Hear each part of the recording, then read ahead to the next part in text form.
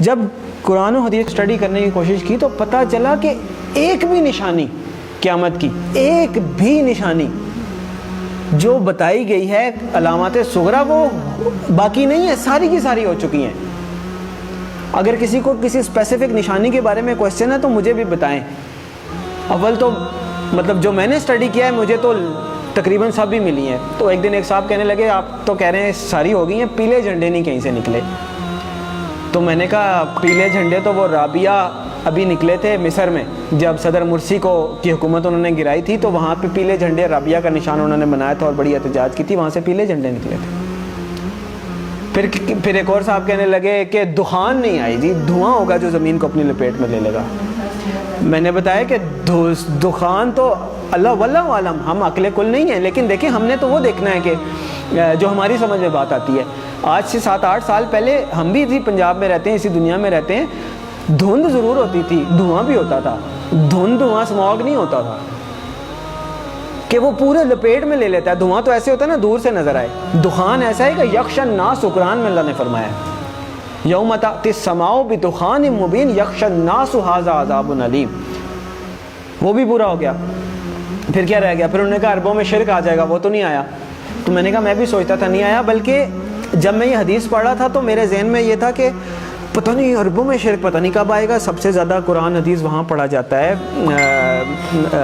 حرمین شریفین وہاں پہ ہیں، عبادات وہاں پہ ہوتی ہیں، مساجد رمضان میں وہاں بھری ہوئی ہوتی ہیں، تو پتہ نہیں کب ہوگا۔ اتفاق کی بات ہے کہ میرا نہیں خیال کہ ہفتہ گزرا ہوگا یا کچھ، تو وہ خبر آئی کہ وہ انہوں نے UAE میں مندر بنایا ہے اتنا بڑا، اور باقاعدہ نعوذ باللہ اس کی پوجا کر کے انہوں نے اس کی افتتاح کیا۔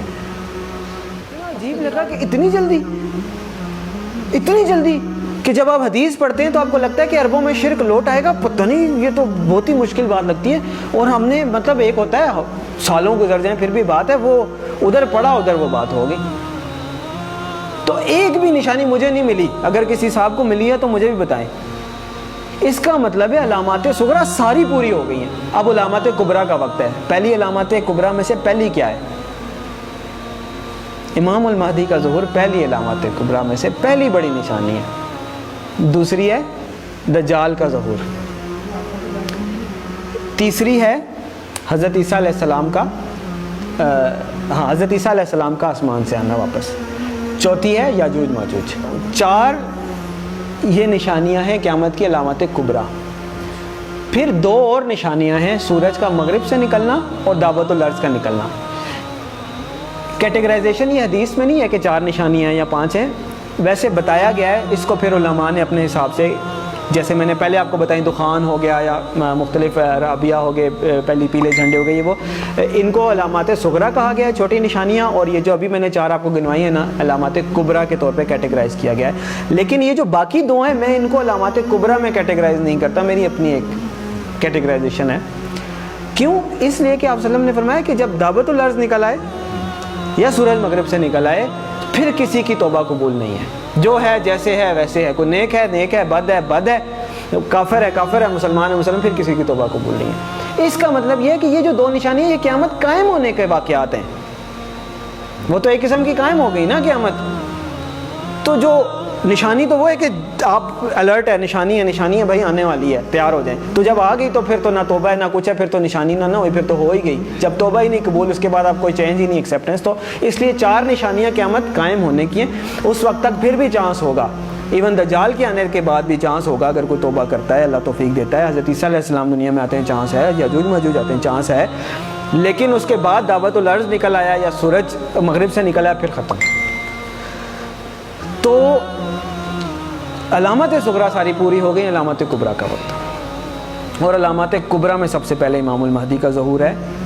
اور میرے بھائیوں، میرے پاس مطلب وہ اذان دینے والی بات ہے کہ وہ مؤذن اذان دیتا ہے نا، وہ کبھی کوئی 1-2 بندے آتے ہیں، کبھی کوئی بھی نہیں آتا، میرے بس میں نہیں ہے کہ میں چیخ کے بولوں کدھر سو رہے ہو، کدھر جا رہے ہو، اور نکل آؤ روٹی کپڑا مکان سے، اور میری جاب، میری گاڑی، میرا بچہ، میرا پلاٹ، نہیں۔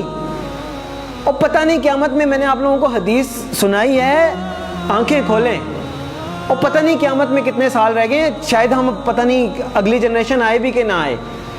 اور بعض لوگ کہتے ہیں پتہ نہیں پاگل ہے، سب کو ایسے لگتا تھا قیامت آنے والی ہے، نہیں، حدیث میں آپ صلی اللہ علیہ وسلم نے فرمایا کہ میں اللہ سے امید کرتا ہوں کہ میری امت کو آدھے دن کا وقت تو دے ہی دے گا اللہ تعالیٰ. تو صحابہ نے فرمایا آدھے دن سے کیا مراد ہے؟ تو آپ صلی اللہ علیہ وسلم نے فرمایا 500 سال. اور یہ قرآن سے بھی ثابت ہے کہ اللہ کے ہاں ایک دن ہمارے 1000 دنوں کے برابر ہوتا ہے.